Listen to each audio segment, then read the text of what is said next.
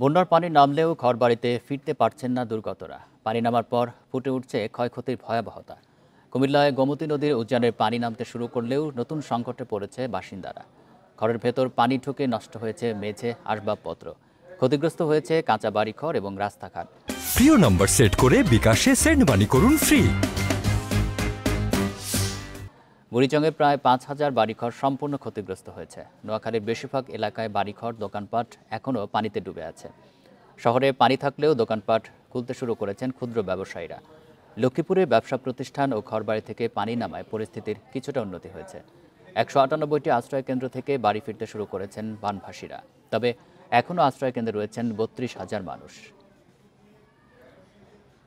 ঘরের অনেক কিছু ভাঙে গেছে, এরপরে সব কিছু নষ্ট হয়ে গেছে। এখন কিভাবে কি করবো, এটার কোনো ব্যবস্থা নাই। প্রায় ২০-২৫ দিনের মতো আমরা দোকানপাট কিছুই খুলতেছি না, দোকানপাট সব বন্ধ, খুলতে পারতেছি না পানির যে অবস্থা। বন্যার পানি আপাতত ধীরে গতিতে নিষ্কাশিত হচ্ছে এবং হ্রাস পাচ্ছে। আর লক্ষ্মীপুরে পানি ধীরে গতির কারণ বিভিন্ন জায়গায় খাল দখল হয়ে গেছে, প্লাস্টিক এবং বিভিন্ন জাল এবং অবস্ট্রাকশন তৈরি করে রেখেছে, যার জন্য পানি ধীরে গতিতে নামছে। বন্যার পানি নেমে যাওয়া দুর্গত এলাকায় ডায়রিয়া, চর্ম, নিউমোনিয়া সহ বিভিন্ন পানিবাহিত রোগ দেখা দিয়েছে। এ নিয়ে আরও জানাতে নোয়াখালী থেকে যুক্ত হচ্ছেন সহকর্মী আবু নাসের। নাসের, নোয়াখালীতে তো এখনও অনেক মানুষই পানিবন্দী, আশ্রয়কেন্দ্রে অনেক মানুষ রয়েছেন। নানা রকমের পানিবাহিত রোগ ব্যাধিতে আক্রান্ত হচ্ছেন মানুষজন। সেখানকার পরিস্থিতি জানাবেন, হাসপাতালগুলোর কি পরিস্থিতি, কী ধরনের ব্যবস্থা সেখানে নেওয়া হয়েছে?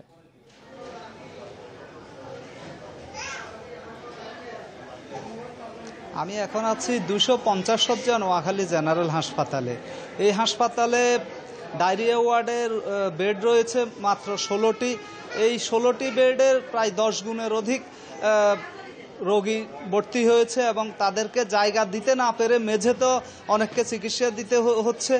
আমি যদি এখন দেখাই, এটি কিন্তু মূল নোয়াখালী জেনারেল হাসপাতালের ডায়রিয়া ওয়ার্ড না, এটি নির্মাণাধীন একটি নতুন ভবন।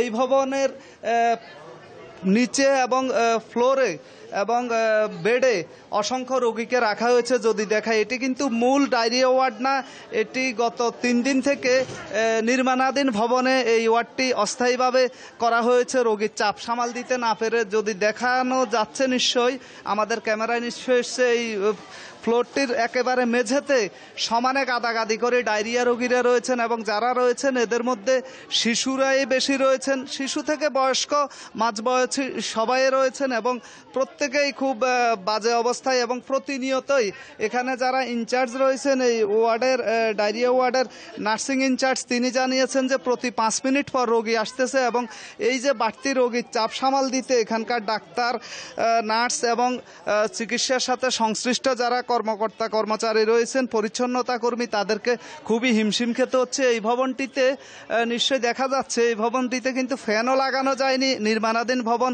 এখানেই আসলে রোগী রাখতে হয়েছে। এইভাবে মূল ডায়রিয়া ওয়ার্ডের অবস্থা আরও নাজুক, সেখানে আরও অনেক রোগীর চাপ এবং প্রতি মুহূর্তে রোগী কিন্তু আসতেছে। এইভাবে জেলা সিভিল সার্জন জানিয়েছেন ইতিমধ্যে নোয়াখালীর বিভিন্ন জায়গায় গত 22 তারিখ থেকে এ পর্যন্ত 3 জন ডায়রিয়া রোগীর মৃত্যু হয়েছে এবং এ পর্যন্ত প্রায় 1300 রোগী জেলা সদর হাসপাতাল এবং উপজেলা হাসপাতালগুলোতে চিকিৎসাধীন রয়েছে। প্রতিনিয়তই রোগীর সংখ্যা বাড়ছে বলে তিনিও জানিয়েছেন। এই পরিস্থিতি মোকাবেলার জন্য সরকারিভাবে 124টি মেডিকেল টিমের পাশাপাশি বেসরকারিভাবে 16টি মেডিকেল টিম কাজ করছে। তারা বিভিন্ন আশ্রয়কেন্দ্র এবং বাড়িঘরে যারা রয়েছে এই ডায়রিয়ায় আক্রান্ত, তাদেরকে চিকিৎসাপত্র এবং ওষুধ দেওয়ার পাশাপাশি নানা রকম মানসিক সাপোর্ট দিচ্ছেন এবং কিভাবে এই পরিস্থিতি মোকাবেলা করা যায়, বিশুদ্ধ পানি খাওয়ার বিষয়ে, হাত ধোয়ার বিষয়ে সচেতন করা হচ্ছে। এবং স্বাস্থ্য বিশেষজ্ঞরা বলছেন এবং এখানকার চিকিৎসকরা বলছেন এই পরিস্থিতি মোকাবেলার একমাত্র উপায় হচ্ছে বিশুদ্ধ পানি খাওয়া এবং হাত ধোয়া খাওয়ার আগে। এছাড়া এই পরিস্থিতি মোকাবেলা খুবই কঠিন হয়ে পড়বে। তো সরকারি বেসরকারি উদ্যোগের মধ্য দিয়ে এই ডায়রিয়া পরিস্থিতিকে মোকাবেলার জন্য। আপনি সংবাদ সংগ্রহ করতে থাকুন। নোয়াখালী থেকে জানাচ্ছেন সহকর্মী আবু নাসের।